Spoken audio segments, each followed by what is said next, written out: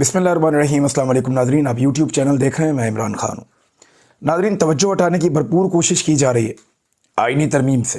पाकिस्तान के मीडिया पे दबाव है कि आप किसी भी चीज़ पे बात करें, अदलिया के इशू पे बात करें, आप खैबर पख्तूनख्वा के नाम की तब्दीली वाला इशू उठा लें, उसके ऊपर बात कर लें, आप जिस चीज़ पर भी बात करें, लेकिन आपने जो आर्टिकल 243 के अंदर हुआ उसके ऊपर आपने बात नहीं करनी, उस तरफ आपने नहीं जाना।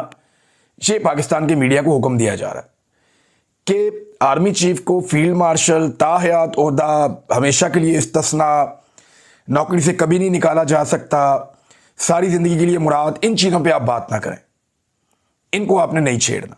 और तवज्जो हटाने के लिए डिफरेंट चीज़ें की जा रही हैं। मेरी खैबर पख्तूनख्वा के कुछ ज़िम्मेदारान से बात हुई तो उन्होंने कहा जी कि हमें इस बात का आइडिया हो गया है कि बहुत जल्दी वफाक जो है या इदारे वो खैबर पख्तूनख्वा की हुकूमत के साथ या खैबर पख्तूनख्वा के साथ एक बड़ी महाजराई शुरू कर सकते हैं। और उन्होंने ये कहा, हमें अंदाज़ा हो गया इस बात का कि सूरत हाल बिगड़ जाएगी, और इसका आगाज़ भी हो गया, यानी फौरी तौर पर इसका एक सबूत भी सामने आ गया। ये सुहेल अफरीदी साहब के ऊपर एक मुकदमा है, ये मुकदमा दर्ज किया गया। ये मुकदमे के अंदर जो मुद्दई है जिसने मुकदमा दर्ज किया वो इमरान हैदर है, assistant director NCCIA, national cyber crime investigation agency, इसका ऑफिसर है। इसने मुकदमा दर्ज कर दिया सुहेल अफरीदी पे। मुकदमे के अंदर चंद चीज़ें बड़ी अजीब हैं। एक तो ये देखें ना कि मुकदमा दर्ज किया गया 9/11/2025 को, 9 नवंबर 2025 को मुकदमा दर्ज किया गया, 9:30 पे मुकदमा दर्ज किया गया और रिपोर्ट किया गया। उस वक्त बाद में उन्होंने मुकदमा दर्ज कर लिया। अब मुकदमे में कह रहे हैं जनाब हमने तो चेक कर लिया, हमारी तहकीकात के मुताबिक, इंक्वायरी के मुताबिक ये सुहेल अफरीदी साहब ने ज्यादती की है, गलती की है, इनके वालिद का ये नाम है और ये सारे मामला हैं। इसी तरीके से ये इनका बयान जो वायरल हुआ तो अब ये मुकदमा हम दर्ज कर रहे हैं। इसमें जो बयान उर्दू में लिखा, उन्होंने लिखा कि हम ये भी देख चुके हैं कि हमारी मस्जिद में ये सिक्योरिटी फोर्सेस कुत्ते बांधते थे, और जब हम जाते थे कि ये मस्जिद की तौहीन है तो वो कहते थे कि ये कुत्ते और आप एक ही बात है। इस स्टेटमेंट भी उन्होंने उसके बाद लिखा, इसको रजिस्टर्ड कर दिया। वज़ीर आला ने तो ये बात की करके निकल गया, लेकिन इन्होंने इसको रजिस्टर्ड करके इसको एक FIR की शक्ल दे दी है। अब मेरी कुछ खैबर पख्तूनख्वा के लोगों से बात हुई और मुझे जो लगता है कि और सुहेल अफरीदी को ये करना भी चाहिए कि उन्हें इस मामले को यहां पे नहीं छोड़ना चाहिए। ये जो इंफॉर्मेशन है जो सुहेल अफरीदी ने दी है, सोर्सेज ही है ना जो वहां पे लोग रहते हैं, उन्होंने बताया, और वहां ये और इस जैसी और बहुत सारी कहानियां ज़बां ज़दे आम है। आने वाले दिनों में आपको बहुत सारे हकायक पता चलेंगे। ये आग दोनों तरफ से लगेगी। ऐसा नहीं है कि सिर्फ एस्टेब्लिशमेंट या वफाकी हुकूमत जो है वो दबाव डालती रहेगी, ज्यादती करती रहेगी। इसका फिर तुर्की ब तुर्की जवाब भी आएगा। नौजवानों की हुकूमत है, वो अपना रद्द अमल भी देंगे, आपको नई चीजें और नए हकायक भी पता चलेंगे। ये FIR जो है ये एक तो तवज्जो हटाओ मुहिम का हिस्सा है, दूसरा मुस्तकबिल में एक टकराव की पॉलिसी खैबर पख्तूनख्वा की हुकूमत के साथ रखने का। तो होना यह चाहिए कि खैबर पख्तूनख्वा के वज़ीर आला FIA से मुलाकात करें, उन्हें अपना स्टेटमेंट रिकॉर्ड करवाएं और उन्हें कहें कि वो इस स्टेटमेंट को ओन करते हैं, ये हुआ है। और वो क्योंकि खैबर के रहने वाले हैं, वादिया तीरा के लोग, खैबर के लोग, जहां पे ये इश्यूज हैं, उन लोगों को बुला लें और FIA में उनके बयान दिलवाएं। यानी कम से कम 50 बंदों के नाम तो लिखवा सकते हैं वज़ीर आला खैबर पख्तूनख्वा FIA के दफ्तर में कि जनाब ये मेरे पास गवाह हैं, इनको बुला लें, ये आपको बताते हैं कि मस्जिदों के साथ क्या क्या होता रहा और किस किस तरीके से होता रहा। तो ये फंस गई हुकूमत ये करके। अगर तो इस मामले को अवॉइड किया सुहेल अफरीदी ने तो ये अलग शक्ल इख्तियार कर जाएगा, लेकिन अगर इसके अंदर वो FIA को बांध लेते हैं तो दोबारा उनके ऊपर मुकदमा करना इतना आसान नहीं रहेगा कि जनाब ठीक है आपने मुकदमा किया ना, आओ जरा साबित करो मैंने जो बात की है वो गलत की है। आपने कब इंक्वायरी की, कहां पे इंक्वायरी की, आप किससे मिले, कौन सी वाली मस्जिद में आप गए, आप मस्जिद का नाम सिर्फ बता दें कि जिस मस्जिद में जाके आपने इंक्वायरी की, फिर ये आपने FIR की ना। या तो चलें ये फर्स्ट इंफॉर्मेशन रिपोर्ट है, आपकी इन्वेस्टिगेशन रिपोर्ट है कि जनाब हमने FIR कर दी, अभी हम इसकी तहकीकात करेंगे। तो बताएं आपने कहां पे तहकीकात करनी है, मेरे से पूछें, मैं आपको बताता हूं। तो वो सुहेल अफरीदी बताएंगे कि जनाब फलां फलां जगह पे फलां फलां लोगों से आप जाकर मिलें, ये गवाहान है या ये वो लोग हैं जो बराह रास्त मुतासिर हुए।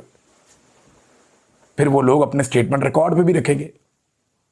इनका दिमाग नहीं काम करता। इन्हें लगता है कि कीचड़ उछाल उछाल के हरदमा बच जाएंगे। ये डिफरेंट लोग हैं, मिडिल क्लास का आदमी है ना। देखें वो पब्लिक में निकला सोहेल अफरीदी, ये रोजाना कैमरास के जूम बढ़ा के उनके ऊपर लेंसेज लगा के एक बंद एनवायरनमेंट में 20 25 50 लोग इकट्ठे करके मरियम नवाज का फोटो ठोक देते थे। अच्छी खासी फोटोगर्दी हो रही थी पंजाब में। लेकिन सोहेल अफरीदी एक बस में जाता है, वहां से उतरता है, बाहर निकलता है, देखता है पब्लिक ही पब्लिक इकट्ठी हो जाती है। मिडिल क्लास आदमी है ना, लोगों के बीच में से आया हुआ है। यह है मिडिल क्लास की ताकत। यही मनाजिर पाकिस्तान की अशराफिया को डराते हैं, पॉलिटिकल पार्टीज को खौफजदा करते हैं। आज लिखने रखा खैबर पख्तूनख्वा का कोई पॉलिटिकल लीडर, मैं कहता हूं वजीर आजम पाकिस्तान, पब्लिक में ऐसे निकल कर दिखाए बगैर मैनेज किए। मैंने एक नहीं 3 सोर्सेज से चेक किया, जर्नलिस्ट से भी चेक किया कि मुझे बताएं कि क्या ये तरीके से आए थे, लोग पहले से मौजूद थे, बुलाए गए थे? उनका कुछ नहीं, ये अचानक आया पब्लिक में और ये रद्द-ए-अमल है पब्लिक का। उन्होंने कहा जी आप इसको किसी भी बाजार में खड़ा कर दें पेशावर के, वो जलसागाह बन जाएगी थोड़ी देर में। नौजवान इतना इसके पीछे अब चल रहे हैं सोहेल के। ये मुझे वहां खैबर पख्तूनख्वा के सोर्सेज ने बताया। कोई चीज प्लान नहीं थी। बगैर प्लानिंग के मैं दावा करता हूं कि कौमी हीरो उन्होंने कहा आसिम मुनीर साहब को, चले वही निकल के आ जाए पब्लिक में बगैर प्लानिंग के। चलो नवाज शरीफ को निकालो बगैर प्लानिंग के, मरीम ही निकाल दे, बाहर जाओ, उनका घर है, देखें लोग क्या करते हैं। मरीम नवाज को निकालें, शहबाज शरीफ को निकालें, बिलावल को निकालें, किसी को निकालें, बगैर प्लानिंग के निकालें। अचानक पब्लिक के अंदर लेकर आए, देखें फिर पब्लिक करती क्या है। क्योंकि इस वक्त पब्लिक इनसे नाराज है और दूसरी तरफ मोमेंटम बनता जा रहा है। सोहेल अफरीदी ने कुछ स्टेटमेंट्स भी दिए हैं। इसमें स्टेटमेंट मैं आपके सामने रख देता हूं, फिर मैंने आपको आज एक हलफ भी सुनाना है। सोहेल अफरीदी ने एक बात की, बात बड़ी बारीक है और समझने वाली बात है। उन्होंने कहा कि जब से पाकिस्तान बना है किसी जर्नैल को सजा नहीं हुई, अगर हुई तो अमल दरामद ही नहीं हुआ। पाकिस्तान में आइन और जमहूरियत को पैरों तले रौंद दिया गया है। 27वीं तरमीम 17 सीटों वालों ने पास की है, इसकी कोई हैसियत नहीं है। एक और स्टेटमेंट उन्होंने दिया, मेरे से सवाल हुआ कि मिलिट्री ऑपरेशन क्यों रोक रहे हो। मैंने जवाब दिया कि अल्लाह का एक कानून है, डिवाइन लॉ, सजा और जजा का कानून है एक, इस मुल्क में मौजूद है ना। जब मिलिट्री ऑपरेशन होता है तो सजा और जजा खत्म हो जाती है। आज भी ड्रोन हमलों में 21 लोग शहीद हो जाते हैं। यह वजीर आला का जवाब था कि जब आप मिलिट्री ऑपरेशन करते हैं तो आप सजा और जजा का निजाम खत्म कर देते हैं। वो जो एक अदालती सिस्टम है उसको बाईपास कर लेते हैं आप। मावरा अदालत कत्ल भी होते हैं, कोलेटरल डैमेज के नाम के ऊपर बहुत सारे लोग शहीद हो जाते हैं। लिहाजा सजा और जजा का जो एक सिस्टम है उसके तहत मुजरिमों को सजा दी जाए वो बेहतर है। तो वो बड़ा खुलकर आ रहे हैं सोहेल अफरीदी। और अभी 12 नवंबर को एक जरगा आने वाला है। उस जरगे के हवाले से भी ऐसी खबरें आ रही हैं कि बहुत बड़े पैमाने पे लोग तैयारियां कर रहे हैं, उसमें आना चाहते हैं। लेकिन एस्टेब्लिशमेंट लगातार बड़ी पॉलिटिकल पार्टीज के बड़े लीडर्स को मना कर रही है कि आपने इस जरगे को कामयाब नहीं करना। नंबर 1। नंबर 2, 14 तारीख को खैबर पख्तूनख्वा के वजीर आला नौजवानों के साथ ISF के साथ एक बड़ा इवेंट करने जा रहे हैं। याद रखिएगा, ये जो नौजवानों के साथ और ISF के साथ इनकी एंगेजमेंट है ना, ये किसी और लेवल पे है। क्योंकि सोहेल अफरीदी खुद ISF का हिस्सा है, वो इसी तंजीम में से बढ़ के आ गया है। तो इन नौजवानों के साथ सोहेल अफरीदी का ताल्लुक बड़ा गहरा है। मुराद सईद का, सोहेल अफरीदी का और बहुत सारे और नौजवान हैं, बड़ा गहरा इनका ताल्लुक है। शफकत याद है और बहुत सारे। तो ये जो नौजवानों की ये वाली पौध है, ये अब इकट्ठी हो रही है और 14 तारीख को ये एक और आपस में मिलकर प्रोग्राम करने जा रहे हैं। ISF के हवाले से एक बड़ा प्रोग्राम, आईनी तरमीम नाजरीन, जिससे तवज्जो हटाने की सारे लोग कोशिश कर रहे हैं।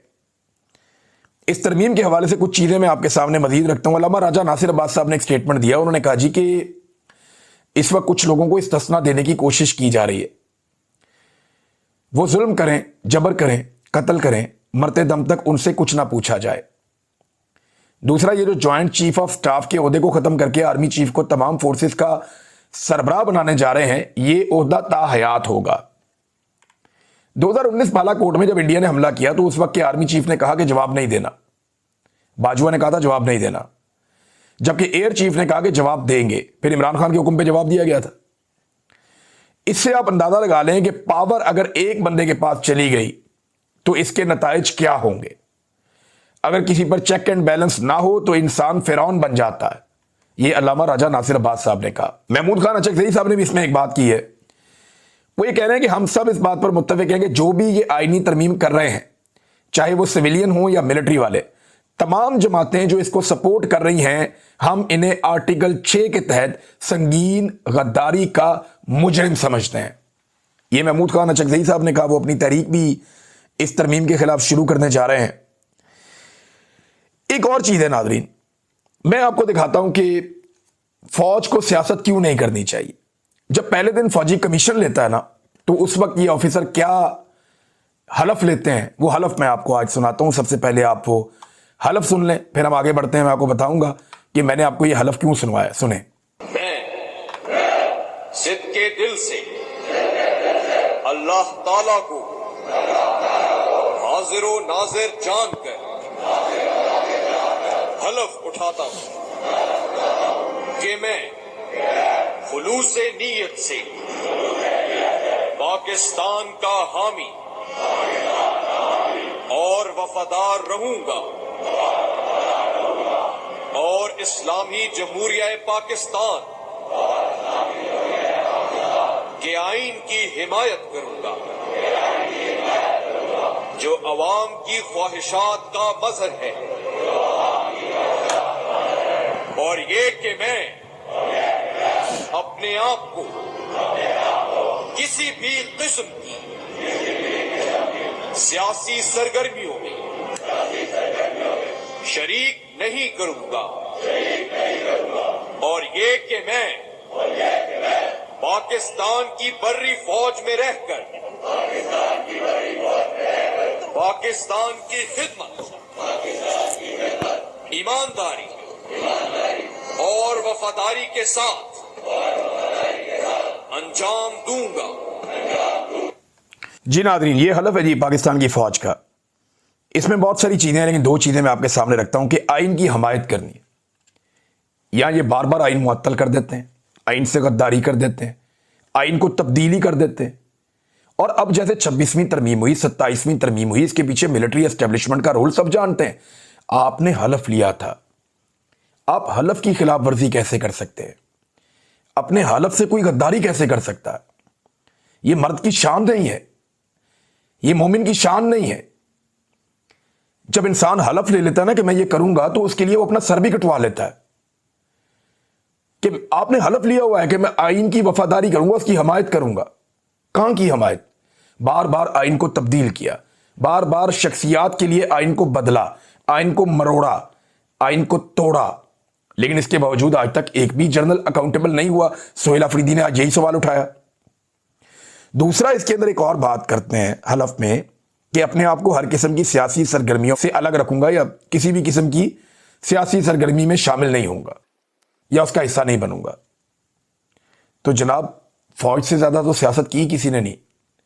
सियासी जमातें, मिलिट्री एस्टेब्लिशमेंट बनाती है, जर्नैल बनाते हैं। सियासी जमातें और हुकूमतें यही जर्नैल अपनी एजेंसियों के साथ मिलकर तोड़ते हैं, यही इनके ऊपर रूल करते हैं, यही तय करते हैं। मैं आईएसआई की कैद में था, तो आईएसआई के ऑफिसर मेरे साथ सियासत पे बात करते थे दिन रात, और ये फौजी अफसरान थे। यानी वो फौजी अफसरान जिन्होंने हलफ लिया हुआ है आइन के मुताबिक। जो इनका हलफ है, अभी मैंने आपको पढ़ के सुनाया, इन्होंने खुद पढ़ के सुनाया। ये जितने लोग आईएसआई के, मिलिट्री इंटेलिजेंस के मेरी इंक्वायरी करने आते थे, मेरे साथ बात करने आते थे और मेरे साथ सियासी बातें घंटों तक वहां पे करते थे, सियासत में अपने आप को घटिया सियासत में इन्वॉल्व करते थे, वो सारे तो हलफ लेकर आए हुए थे। भाई, जिसने अपना हलफ ही तोड़ दिया, वो रब को क्या खुश करेगा और बाकी क्या काम करेगा? हलफ तोड़ने के बाद तो आदमी का किरदार वैसे ही खत्म हो जाता है। तो आपने अपना हलफ तोड़ दिया, ये कितने अफसोस की बात है। ये सबको सोचना चाहिए कि जब आप हलफ लेते हैं अपने रब को हाजिर नाजिर जानकर, तो फिर आपके ऊपर जिम्मेदारी होती है कि आपने वो हलफ नहीं तोड़ना, किसी सूरत नहीं तोड़ना। DGISPR थे एक माजी में, उनका एक स्टेटमेंट है, मैं आपके सामने रखता हूं, आसिफ गफूर का। यानी जब वक्त पड़े तो ये ऐसे स्टेटमेंट भी दे देते हैं। उनका कहना था आर्मी चीफ आर्मी से ऊपर नहीं होता। ये हो गया आर्मी चीफ आर्मी से ऊपर, देख लो, चेक कर लो अब। और आर्मी पाकिस्तान से ऊपर नहीं होती। अब पूरे पाकिस्तान को तो इस्तिस्ना नहीं है, आर्मी चीफ को इस्तिस्ना है आपके। तो अगर हमारी सोच ये है कि कोई फर्द, इदारे और कोई इदारा मुल्क से बालातर नहीं है, यानी हम ये कहते हैं कोई फर्द इदारे से बालातर नहीं है, कोई इदारा मुल्क से बालातर नहीं है, तो पाकिस्तान के हालात बहुत बेहतर हो जाएंगे। तो जो आजकल सोच है उसके साथ तो साबिक DGISPR साहब हालात बेहतर होते हुए दिखाई नहीं दे रहे, और ये मुमकिन भी नहीं लगता कि बेहतर हो जाएंगे। फिर नाज़रीन, हुकूमत के लोग एक और बात कर रहे हैं कि क्योंकि कौमी हीरो हैं, फील्ड मार्शल का ओहदा, एक दो और ओहदे वो लेते हैं नाम, तो ये कौमी हीरो हैं तो सारी जिंदगी ये ओहदों के ऊपर रहेंगे, इनको इसलिए इस्तिस्ना दिया जा रहा है। भाई, हीरो किसी के दिल में होता है। कायदे आज़म ने तो इस्तिस्ना नहीं मांगा था, जिसने पाकिस्तान बनाया, ना उसने इस्तिस्ना मांगा, ना उसकी बहन ने इस्तिस्ना मांगा, लियाकत अली खान ने इस्तिस्ना नहीं मांगा। भाई, वो लोग इसके लिए वो दर दर नहीं गए कि हमें इस्तिस्ना दे दो। शायद वो जिंदा रहते तो जो चीजें थी भी आइन में वो निकाल देते, या पाकिस्तान बनने से पहले की। वो कहते हैं कि भी कोई ऐसी चीज नहीं होनी चाहिए। वो तो बराबरी के लिए आवाज उठाते थे, सबके हुकूक के लिए आवाज उठाते थे। यहां इस्तिस्ना शामिल कर दिया। और हीरो वो होता है जो लोगों के दिलों में हीरो होता है। इमरान खान पिछले 51 साल से 52 साल से इस कौम का हीरो चल रहा है लगातार, बल्कि अब तो 54 साल हो गए ऑलमोस्ट। 1971 में उन्होंने बतौर क्रिकेट हीरो के कौम के सामने वो आए थे। तो आज लगभग 53-54 साल हो गए हैं। इतने लंबे अरसे से एक आदमी हीरो चल रहा है, इतने लंबे अरसे से वो लोगों के दिलों में वो हीरो है। आज पाकिस्तानी उससे प्यार करते हैं। इमरान खान के बदतरीन मुखालिफिन और उस पर दिन रात कीचड़ उछालने वाले लोग जो गलीज प्रोपेगेंडा करते हैं, वो भी ये कहते हैं कि यार वो 90% मकबूल है, बहुत मकबूल है, अवाम उसके साथ है, ये सब मानते हैं। तो वो लोगों के दिलों के अंदर राज करता है, लोगों के दिलों के अंदर वो हीरो है। तो हीरो बनने के लिए या लोगों के दिलों में मुकाम हासिल करने के लिए आपको इस्तिस्ना, मुराद, पूरी जिंदगी के लिए ताहयात ओहदे, ये नहीं चाहिए होता आपको। डॉक्टर अब्दुल कदीर खान साहब कौम के हीरो हैं, हमेशा रहेंगे। अब्दुल सत्तार ईदी कौम के हीरो हैं, हमेशा रहेंगे। इमरान खान कौम का हीरो है। कायदे आज़म कौम के बहुत बड़े हीरो हैं, बाबा कौम है। अल्लामा इकबाल रहमतुल्लाह अलैह, जिनका कल इकबाल डे था, तो वो कितने बड़े हीरो हैं। यानी एक सदी से ऊपर हो गया उनकी खिदमात, उनकी तालीमात, उनकी तहरीरें, वो आज भी लोगों को याद है। तो जो हीरोज होते हैं ना, वो लोगों के दिलों पे राज करते हैं। उन्हें ये टाइटल्स की जरूरत नहीं होती। ये टाइटल्स जो हैं ये कमजोर लोगों को चाहिए होते हैं। बड़ी सख्त ज्यादती की पीपल्स पार्टी ने और PMLN ने मिलकर कि फील्ड मार्शल को अवाम की नजर में बुज़दिल साबित करने की कोशिश की। इन्होंने साबित किया अवाम की नजर में कि आपका फील्ड मार्शल बुज़दिल है, वो डर रहा है मुकदमात से, वो भाग रहा है आगे लग के, वो कह रहा है मुझे बचाओ। ये इन्होंने किया फील्ड मार्शल के साथ। एक अच्छी खासी मिथ बनी हुई थी कि जर्नैल दलेर होते हैं आमतौर पे, वो मिथ भी तोड़ दी पकड़ के इन्होंने अपने हाथों से। फील्ड मार्शल को चाहिए कि इन चीजों को लात मारे और वो ये कहें कि मुझे ये नहीं चाहिए, ना इस्तिस्ना चाहिए, ना लंबी नौकरी चाहिए, वो ताहयात वाला वाहयात काम भी बंद करो, और ये जो निकालने का तरीका ये सब छोड़ो, मैं फेस करूंगा हर चीज को। क्या फर्क पड़ता है, सारी दुनिया फेस कर रही है। अगर 90-90 साल की उम्र में लोग जेलों में जा सकते हैं तो क्या प्रॉब्लम है। जनरल अमजद शोएब को भी तो बंद किया गया था ना, तो क्या प्रॉब्लम है, आप भी बर्दाश्त कर सकते हैं। अब ये तासुर जो है ये हुकूमत बना रही है। और देखिए हालात इनके ये हैं कि पीपल्स पार्टी की सेंट्रल एग्जीक्यूटिव कमेटी के इजलास में तरमीम का मुसव्वदा ही नहीं था, ये एतजाज एहसन साहब ने बताया। और उसमें यह कहा गया कि जनाब 243 फौज का अंदरूनी मामला है। भाई कौन सा अंदरूनी मामला है जिसमें पूरी जिंदगी का इस्तिस्ना मिल गया, और एक आईनी अदालत बनने जा रही है। आप कह रहे हैं फौज का अंदरूनी मामला है, आपने पाकिस्तान के सिपा सलार को बुज़दिली का ठप्पा लगा दिया उनके ऊपर, यह अंदरूनी मामला है फौज का। हद हो गई वैसे, बल्कि आईन के अंदर निकल दिया ताकि सनद रहे और बवक्ते जरूरत काम आए कि जनाब हमारा सिपा सलार दलेर नहीं है। ये इन्होंने अब तक के लिए इतना ही, अपना ख्याल रखिएगा, अपने इस चैनल का भी। अल्लाह हाफ़िज़।